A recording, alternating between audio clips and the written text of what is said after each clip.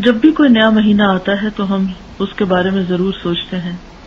لوگوں نے مختلف مہینوں کے ساتھ مختلف باتیں وابستہ کر رکھی ہیں.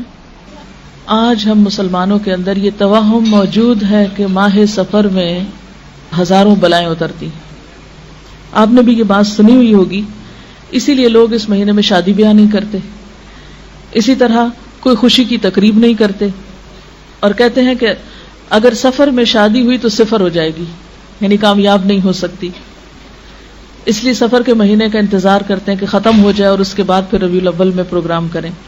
اگر ہمارا یہ ایمان ہے کہ نفع اور نقصان اللہ کے ہاتھ میں ہے, اور پھر ہم کسی مہینے کے ہاتھ میں دے دیتے ہیں یا کسی وقت کے ہاتھ میں یا کسی انسان کے ہاتھ میں, تو پھر وہ کیا ہوا؟ اس کو ہم نے شریک کر لیا. تو یہ ایک لحاظ سے شرک بھی بنتا ہے.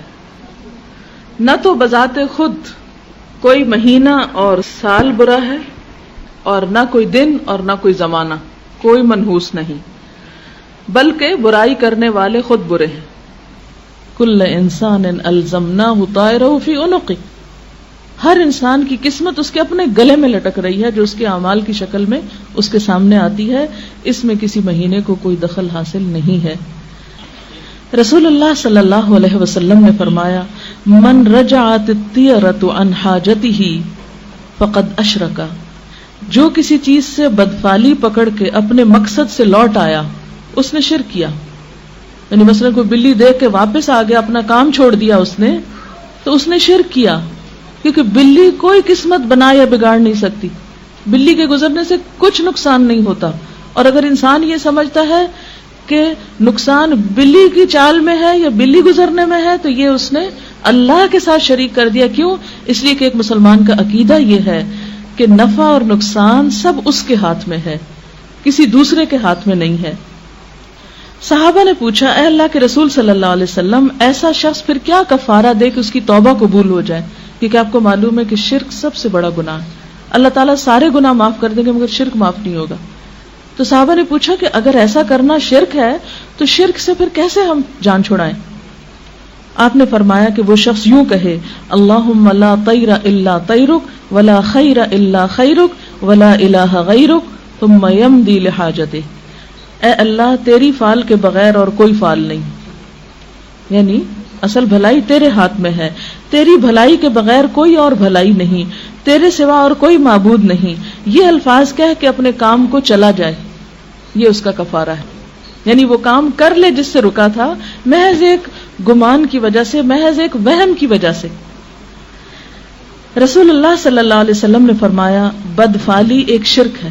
یعنی بری فال لینا کسی چیز سے یا کسی چیز کو اپنے حق میں منحوس سمجھنا, یہ ایک شرک ہے. اس کو 3 مرتبہ فرمایا.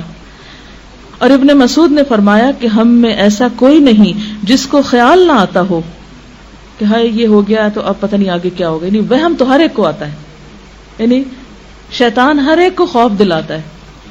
مثلا عام طور پہ آپ دیکھیں ہمارے ہاں کس طرح طرح کے توہمات ہیں. مثال کے طور پر کسی بچی کی شادی کے موقع پر اگر خدا نہ خواستہ گھر کا کوئی بزرگ فوت ہو گیا جس کی موت کا دن پہلے سے لکھا ہوا تھا, اب وہ لڑکی خاندان والوں کے لیے منحوس قرار پاتی. اسی طرح بہت سی ایسی چیزیں ہیں. مثلا کسی شادی پر عموماً کسی بیوہ کو یا ایسی عورت جس کے بچے مر جائیں اس کو شریک نہیں ہونے دیتے کہ یہ نعوذ باللہ منحوس ہے, اس کے آنے سے یہ جس کی شادی ہو رہی ہے اس کے اوپر بھی اثر پڑے گا. کسی انسان کے اندر نحوست نہیں, نحوست باہر نہیں ہوتی, نحوست اپنے اندر ہوتی ہے.